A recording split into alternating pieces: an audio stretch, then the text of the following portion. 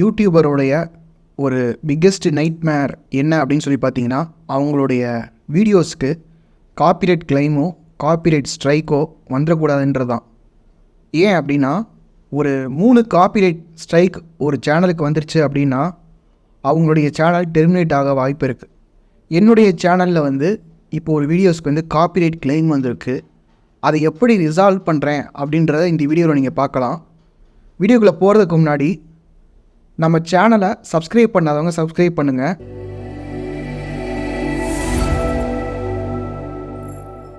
இப்போ இந்த வீடியோவை சில செக்மெண்ட்ஸை நான் வந்து பிரிச்சுக்கிறேன். முதல்ல வந்து காப்பிரைட் அப்படின்ற ஒரு விஷயத்தை எடுத்துக்கலாம். ரெண்டாவது ஃபேர் யூஸ்னால் என்ன அப்படின்றத பார்க்கலாம். மூணாவது ஃபேர் யூஸுடைய லாஸ் என்னென்ன அப்படின்றத பார்க்கலாம். அடுத்து காப்பிரைட் அப்யூஸ்னால் என்னன்றதை பார்க்கலாம். முதல்ல காப்பிரைட்னால் என்ன? இப்போ சப்போஸ் நீங்கள் வந்து ஒரு பைக்கோ ஒரு காரோ நீங்கள் வாங்குறீங்கன்னு வச்சுக்கோங்களேன். அதோட நம்மளுக்கு வந்து ஆர்சி புக் வந்து கொடுப்பாங்க.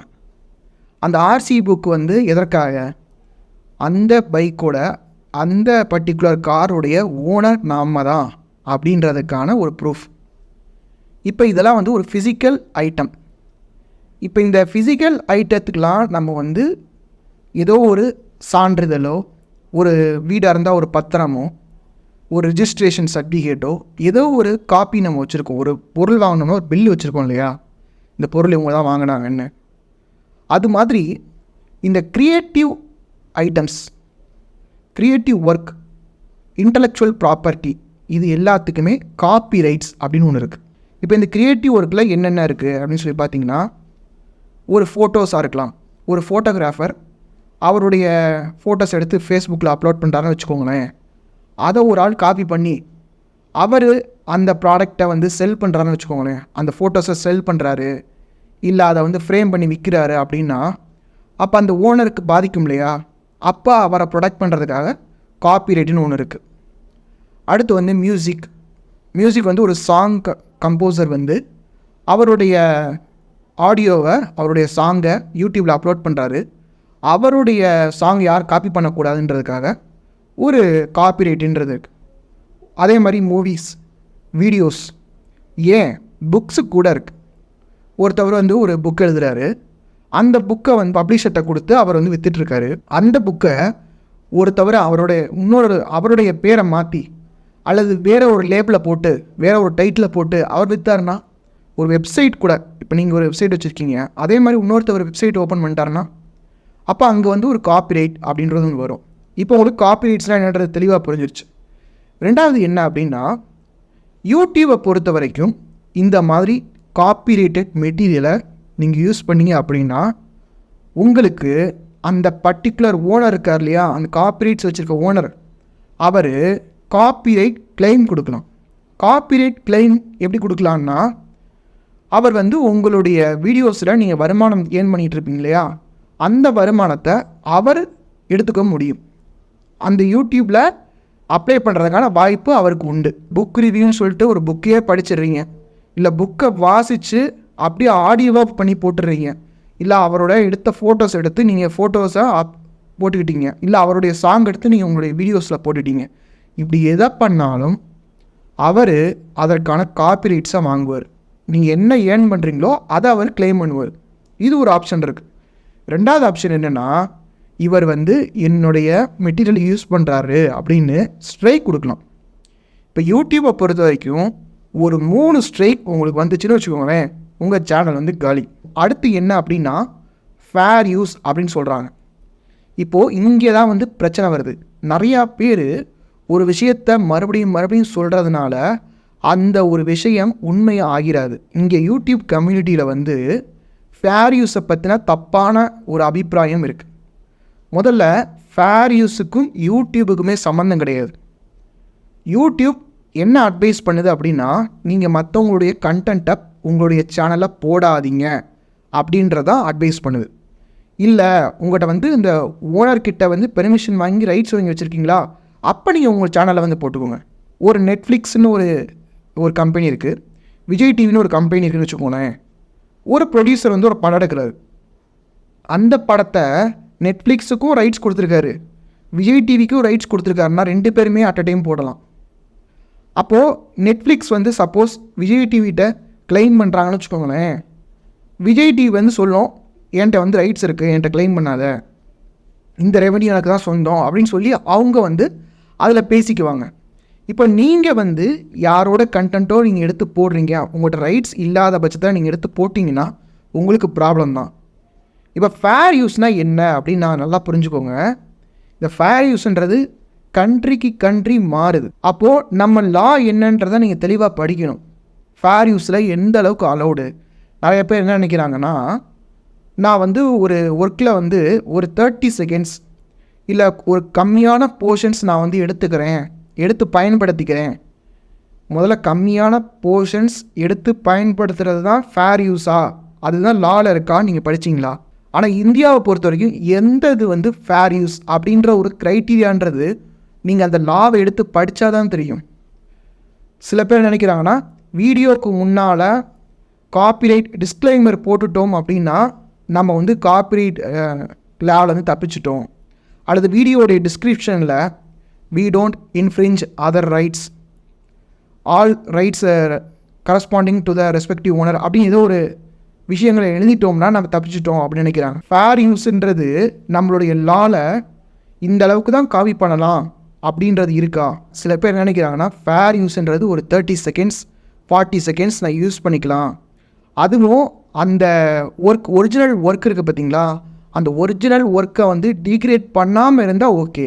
ஒரு ஆள் ஒரு வீடியோவை க்ரியேட் பண்ணியிருக்காரு, அந்த வீடியோவை எடுத்து நான் ஏதோ ஒரு கமெண்ட்டு நான் பண்ணுறேன், ஏதோ ஒரு கிரிட்டிசிசம் பண்ணுறேன், இல்லை அந்த வீடியோவை நான் வந்து ஒரு நியூஸ் மாதிரி ஏதோ ஒன்று பண்ணுறேன்னு வச்சுக்கோங்களேன், அது ஃபேர் யூஸில் வருமா இல்லையா அப்படின்னு சொல்லி கேட்டிங்கன்னா அது நம்மளுடைய லாஸை பொறுத்து தான் இருக்குது. எவ்வளவு யூஸ் பண்ணலாம், அது கிரிட்டிசிசம்க்கு யூஸ் பண்ணலாமா, இல்லை நியூஸ் ரீடிங்க்கு யூஸ் பண்ணலாமா, அதை வந்து நம்ம நிறைய யூஸ் பண்ணலாமா, எல்லாமே சப்ஜெக்டிவ் டு லா.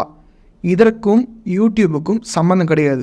அந்த பர்டிகுலர் ஓனர் வந்து கிளைம் பண்ணார் அப்படின்னா யூடியூப் வந்து கிளைம் கொடுத்து தான் ஆகும். அடுத்த விஷயம் என்ன அப்படின்னா காப்பிரைட் அப்யூஸ். நம்ம நாட்டில் வந்து ஒரு சட்டம் இருக்குன்னு வச்சுக்கோங்களேன், அந்த சட்டத்தை பணபலத்தையோ அரசியல் பலத்தையோ பயன்படுத்தி ஒரு ஆளை வந்து முடக்கணுன்றதுக்காக அவர் மேலே தப்பாக 4-5 சட்டம் போட்டு அவர் வந்து கைது பண்ணுறான்னு வச்சுங்களேன், அது வந்து லா அப்யூஸ். அந்த சட்டத்தை தவறாக பயன்படுத்துகிறாங்க. அது மாதிரி தான் இங்கே வந்து யூடியூப்பில் ஒரு கம்யூனிட்டியாக இருக்கிறவங்க எல்லோரும் என்ன சொல்கிறாங்கன்னா, உங்களை பற்றி ஒரு ஹார்ஷாகவும் சொல்லலை, ஒரு நார்மலான ஒரு விஷயம் தானே பேசுகிறாங்க, அப்போயே அவங்களுக்கு வந்து ஸ்ட்ரைக் கொடுக்குறீங்க, இது வந்து காப்பிரைட் அப்யூஸ் அப்படின்னு சொல்கிறாங்க. அந்த டூலை வந்து நீங்கள் தப்பாக அப்யூஸ் பண்ணுறீங்க அப்படின்றது சொல்கிறாங்க. இப்போ நீங்கள் தப்பே பண்ணலை, நீங்கள் தப்பே பண்ணலைன்னா கூட ஒரு 4 செக்ஷனில் உங்கள் மேலே நான் கம்ப்ளைண்ட் கொடுக்குறேன்னா அது என்ன அர்த்தம்? அது வந்து நம்ம லாவை அப்யூஸ் பண்ணுற மாதிரி அர்த்தம். அதே மாதிரி தான் யூடியூப்பில் இருக்க கம்யூனிட்டி மெம்பர்ஸ்லாம் என்ன சொல்கிறாங்க, யூடியூப்பில் இருக்க க்ரியேட்டர்ஸ்லாம் என்ன சொல்கிறாங்க, எதற்காக அவங்களுக்கு நீங்கள் காப்பிரைட் ஸ்ட்ரைக் கொடுக்குறீங்க, இதுக்கெல்லாம் நீங்கள் ஸ்ட்ரைக் கொடுப்பீங்களா, நீங்கள் வந்து ஜஸ்ட்டு மெயில் பண்ணியிருக்கலாம், மெசேஜ் பண்ணியிருக்கலாம், அவங்களுக்கு நீங்கள் காண்டாக்ட் பண்ணி சொல்லியிருக்கலாம், இதை வந்து அப்யூஸ் பண்ணாதீங்கன்னு சொல்கிறாங்க. இப்போது உங்களுக்கு காப்பிரைட் பற்றின ஒரு நாலேஜ் வந்து உங்களுக்கு வந்திருக்கும்னு நினைக்கிறேன். இதை தாண்டியும் நிறைய விஷயங்கள் இருக்குது. காப்பிரைட் ஃப்ரீனா என்ன, இல்லை பப்ளிக் டொமைன்னா என்ன அப்படின்றத நான் இன்னொரு வீடியோவில் சொல்கிறேன். இப்போ என்னுடைய சேனலில் ஒரு காப்பிரைட் கிளைம் வந்திருக்கு. அந்த காப்பிரைட் கிளைம்ன்றது ஒரு சாங்கை நான் பயன்படுத்துகிறதுக்காக, அந்த சாங்குடைய ரைட்ஸ் வந்து என்கிட்ட இருக்குது. அதை அந்த ரைட்ஸை நான் அப்ளை பண்ணி எப்படி அந்த டிஸ்பியூட் பண்ணி அந்த காப்பிரைட் கிளைம் வந்து ரிமூவ் பண்ணேன்றதை நீங்கள் வீடியோவில் பார்த்துக்கோங்க. இப்போது இது வந்து காப்பிரைட் கிளைம் அப்படின்றத எப்படி நீங்கள் பார்க்கலான்னா, கண்டென்ட் போங்க. கண்டென்ட் போனீங்கன்னா உங்களுடைய வீடியோஸு, ஷார்ட்ஸு, லைவ் ஸ்ட்ரீம்ஸ் எல்லாமே இதில் இருக்கும், போஸ்ட்டு எல்லாமே இருக்கும். என்னென்ன கண்டென்ட் போஸ்ட் பண்ணிக்கோங்களோ எல்லாமே இருக்கும். இதில் வந்து பார்த்திங்கன்னா இந்த லேட்டஸ்ட் இந்த வீடியோ வந்து நான் இன்னும் லைவ் கூட பண்ணலை, பப்ளிக் பண்ணலை, ப்ரைவேட்டில் தான் இருக்குது. பாருங்கள், இந்த இடத்துல வந்து காப்பிரைட்டுன்னு இருக்கும். இது நீங்கள் வந்து ஃப்ரீக்வெண்ட்டாக செக் பண்ணிட்டே இருக்கணும். இப்போ நீங்கள் வந்து நிறைய வீடியோஸ் வந்து வச்சுருப்பீங்க, அதில் வந்து பார்த்திங்கன்னா திடீர்னு காப்பிரைட்டுன்னு இருக்கும். ஆனால் உங்களுக்கு வந்து அந்த நோட்டிஃபிகேஷன்ஸ் லேட்டாக வரும், உங்களுக்கு மெயிலில் வரும், சில நேரம் இந்த பட்டன் இங்கே வரும், நோட்டிஃபிகேஷன்ஸாக வரும். ஸோ உங்களுக்கு லேட்டாக வரும். ஸோ நீங்கள் அதுக்கு முன்னாடியே அதை வந்து பார்த்து வைக்கிறது நல்லது. அப்பப்போ உங்களோட சேனலை வந்து நீங்கள் செக் பண்ணுறது நல்லது. இப்போ இதில் வந்து காப்பிரைட் அப்படின்னு வந்திருக்கு. இப்போ நான் வந்து சி டீட்டெயில்ஸ் அப்படின்றத கிளிக் பண்ணுறேன். இப்போ இந்த காப்பிரைட் கிளைமை நான் எப்படி சால்வ் பண்ணுறேன்றதை பாருங்கள். இதனால் இந்த வீடியோவில் வந்து காப்பிரைட் கிளைம் வந்திருக்கு பாருங்கள். ஆரோஸ் ஆடியோ அப்படின்ற ஒரு கம்பெனி அவங்களுடைய ஆடியோவை யூஸ் பண்ணதுக்காக எனக்கு வந்து காப்பிரைட் கிளைம் கொடுத்துருக்காங்க. என்ன ஸ்டேட்டஸ் பாருங்கள். The content ID claim on your video doesn't affect your channel. This is not a copyright strike. பாருங்கள், காப்பிரைட் கிளைம்ன்றது வேறு, காப்பிரைட் ஸ்ட்ரைக்குன்றது வேறு. கிளைம்ன்றது வந்து ஜஸ்ட்டு அதோடைய ரெவன்யூ மட்டும்தான் அந்த கம்பெனி எடுத்துக்கும். காப்பிரைட் ஸ்ட்ரைக்குன்றது உங்களுடைய சேனல் ஹெல்த்தை வந்து அது கெடுக்கிற ஒரு விஷயம். 3 காப்பிரைட் ஸ்ட்ரைக் வந்துச்சு அப்படின்னா உங்களுடைய சேனல் டிலீட் ஆயிரும். இப்போது இந்த ஆடியோவுக்கு வந்து எனக்கு ரைட்ஸ் இருக்குது. இந்த ரைட்ஸ் நான் வாங்கி பர்ச்சேஸ் பண்ணி இந்த ஆடியோவை நான் யூஸ் பண்ணுறேன். ஆக்சுவலாக அவங்க வந்து ஒரு சிஸ்டம் வச்சுருப்பாங்க. எங்கே அவங்களுடைய கண்டென்ட் இருந்தாலும் அதை வந்து கிளைம் பண்ணிடுவாங்க. நம்ம வந்து ரைட்ஸை ப்ரொவைட் பண்ணதுக்கப்புறமா அந்த கிளைமை வந்து ரிலீஸ் பண்ணிடுவாங்க. அது வரைக்கும் அந்த ரெவன்யூவை அவங்க ஷேர் பண்ணிக்குவாங்க. ஸோ நீங்கள் என்ன பண்ணணும், உங்களுடைய வீடியோவை நீங்கள் எப்போயுமே லைவில் போடுறதுக்கு முன்னாடி ப்ரைவேட்டில் போட்டு ஒரு நாள் நீங்கள் செக் பண்ணணும்.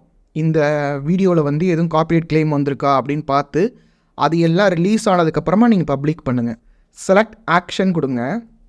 இதில் வந்து நிறையா ஆப்ஷன்ஸ் வந்து கொடுக்குறாங்க. அந்த இடத்த மியூட் பண்ணிக்கலாம் நீங்கள், இல்லை வந்து வேறு சாங்கு மூலிமா நீங்கள் ரீப்ளேஸ் பண்ணலாம், இல்லை வந்து அந்த செக்மெண்ட்டை மொத்தம் நீங்கள் ட்ரிம் பண்ணலாம், அல்லது நீங்கள் டிஸ்பியூட் ஃபைல் பண்ணலாம். இப்போ நான் வந்து என்ன பண்ண போகிறேன், என்கிட்ட அந்த ரைட்ஸ் இருக்கிறதுனால நான் என்ன பண்ண போகிறேன்னா இந்த டிஸ்பியூட்டுன்றதை கிளிக் பண்ண போகிறேன். இப்போது உங்கள்கிட்ட அந்த ரைட்ஸ் இல்லை அப்படின்னா நீங்கள் இந்த ஆப்ஷன்ஸ் தான் எடுக்கணும். இந்த நான் டிஸ்பியூட் வந்து கிளிக் பண்ணுறேன், கண்டினியூ கிளிக் பண்ணிவிட்டேன். இப்போ வந்து பார்த்திங்கன்னா I own a copy of a song. இங்கே வந்து நிறைய ஆப்ஷன்ஸ் வந்து கொடுக்குறாங்க. I am not making money from my YouTube video. I gave credit to the copyright owner. இப்போ இந்த ரீசன்ஸாக வந்து கேட்குறாங்க. இந்த ரீசன்ஸ் எதுவுமே கிடையாது. So my dispute isn't based on any of the reasons above அப்படின்றத நான் கொடுத்துக்கிறேன். ஏன்னா நான் வந்து பர்ச்சேஸ் பண்ணும்போது இந்த 3 க்ரைட்டீரியாவும் கிடையாது. நான் வந்து காப்பிரைட் ஓனருக்கு வந்து கிரெடிட் கொடுக்கணும்னு அவசியம் கிடையாது. இதில் நான் வந்து பணம் சம்பாதிக்காமல் இந்த வீடியோவை நான் பண்ணலை, பணம் சம்பாதிக்கணும்னு தான் பண்ணுறேன். I own a copy of this song. அதாவது சில பேர் வந்து சிடி வாங்குறது அல்லது அவங்களுடைய ஸ்பாட்டிஃபைலேயோ இல்லை வேறு ஏதாவது ஒரு பிளாட்ஃபார்ம்லேயோ அந்த சாங்கை வந்து டவுன்லோட் பண்ணியிருப்பாங்க, ஆப்பிள் டியூன்ஸ்லேயோ. இந்த மாதிரி நம்ம டவுன்லோட் பண்ணியிருக்கலாம். ஆனால் அது வந்து காப்பிரைட்டுன்றது கிடையாது. நீங்கள் வந்து அந்த வீடியோவோ இல்லை அல்லது ஆடியோவோ ஒரு காப்பி வச்சுருக்கீங்க. ஆனால் தட் டசன்ட் மீன் அந்த காப்பி ரைட்ஸுன்றது நீங்கள் வச்சுருக்கீங்கன்னு கிடையாது. ஓகேவா? ஸோ நான் இங்கே என்ன பண்ணுறேன்னா my dispute isn't based on any of the reasons above. I would like to dispute this content ID claim click பண்ணிட்டு கண்டினியூ பண்ணுறேன். இதில் வந்து சில ரீசன்ஸ் கேட்குறாங்க. Select the main reason for which you are disputing this claim. The content claimed in my video is original content. I own all the rights. இப்போ பாருங்கள், இது வந்து ஒரிஜினல் கண்டென்ட் கிடையாது. அதை நான் டிக் பண்ண போகிறது கிடையாது. அடுத்து என்னென்னா license. I have permission or a license to use the content in my video. இதுதான் கரெக்டான ரீசன். அதுக்கப்புறமா கண்டினியூன்றதை கிளிக் பண்ணுறோம். ரெக்குயர்மெண்ட்ஸ் டேபுக்கு வந்துடுறோம். இப்போ நான் என்ன பண்ணுறேன்னா I have the permission to use the content from the copyright owner அப்படின்றத கிளிக் பண்ணிவிட்டு அடுத்து வந்து கண்டினியூ கொடுக்குறேன். அதுக்கப்புறமா என்ன சொல்கிறாங்கன்னா அந்த காப்பிரைட் இன்ஃபர்மேஷன்ஸை வந்து இங்கே கேட்குறாங்க. ஓகேவா? இந்த இடத்துல நான் பேஸ்ட் பண்ணிவிட்டு my video does not infringe any one's copyright. I understand that claimant will be able to review my video and dispute rationally. I understand that filing fraudulent disputes may result in termination of my YouTube account. அதே மாதிரி நீங்கள் நல்லா புரிஞ்சுக்கணும். நீங்கள் வந்து ஃப்ராடுலண்ட்டாக ஒரு dispute நீங்கள் file பண்ணுறீங்க, உங்களுடைய நேரம், அந்த காப்பிரைட் ஓனருடைய நேரம், அதே மாதிரி யூடியூப்புடைய நேரத்தையும் நீங்கள் செலவு பண்ணீங்க அப்படின்னா, வேஸ்ட் பண்ணீங்க அப்படின்னா கண்டிப்பாக உங்களுடைய யூடியூப் சேனல் வந்து delete பண்ணுறதுக்கான வாய்ப்புகள் கூட இருக்குது. அவங்க வந்து ஜஸ்ட்டு உங்களோட வந்து ஒரு ஸ்ட்ரைக் கொடுத்துட்டு விடலாம், என்ன வேணால் பண்ணலாம். இன்னொரு முக்கியமான விஷயம் என்ன அப்படின்னா, உங்களுடைய ஆதார் கார்டில் இருக்கக்கூடிய நேமை அப்படியே டைப் பண்ணுங்கள். ஓகேவா? அதாவது நீங்கள் இப்போ நான் வந்து பாபுராஜ் நெப்போலியன்றது என்னுடைய ஃபுல் நேமு. ஆதார் கார்டில் வந்து பாபுராஜ் பிஎன் இருக்குது. ஸோ நான் என்ன பண்ணுறேன்னா பாபுராஜ் பிஎன் அப்படின்றத நான் கொடுத்துக்கிறேன். இங்கே வந்து உங்களுடைய லீகல் நேம் தான் நீங்கள் கொடுக்கணும். உங்களுடைய சேனல் நேமையோ உங்களுடைய கம்பெனி நேமையோ இல்லை உங்களுடைய நிக் நேமையோ நீங்கள் கொடுக்கக்கூடாது. உங்களுடைய ஃபுல் லீகல் நேமை நீங்கள் கொடுக்கணும். அடுத்து வந்து என்ன பார்த்தீங்கன்னா சப்மிட் நான் கொடுத்துட்றேன். இப்போ என்ன பண்ணுவாங்கன்னா ஒரு 30 days டைம் கேட்டிருக்காங்க. நான் வந்து என்னுடைய முந்தின சேனல்லாம் இருக்கு இல்லையா, அந்த சேனலெல்லாம் நான் இந்த மாதிரி டிஸ்பியூட் பண்ணேன்னா ஒரு ஃபியூ ஹவர்ஸ்லேயே எனக்கு வந்து அந்த டிஸ்பியூட் அந்த கிளைமை வந்து ரிலீஸ் பண்ணியிருக்காங்க. இந்த டிஸ்பியூட்டை நான் ஃபைல் பண்ணதுக்கப்புறமா ஒரு ஃபியூ ஹவர்ஸ்லேயே எனக்கு வந்து அந்த கிளைம்ன்றது ரிலீஸ் ஆயிடுச்சு அப்படின்னு யூடியூப் தரத்துலேருந்து எனக்கு வந்து மெயில் பண்ணாங்க. அடுத்து நம்ம சேனலில் என்ன மாதிரி கண்டென்ட் போடலாம் அப்படின்றத வந்து கமெண்ட் பண்ணுங்கள். நம்ம சேனலை சப்ஸ்கிரைப் பண்ணாதவங்க சப்ஸ்கிரைப் பண்ணுங்கள்.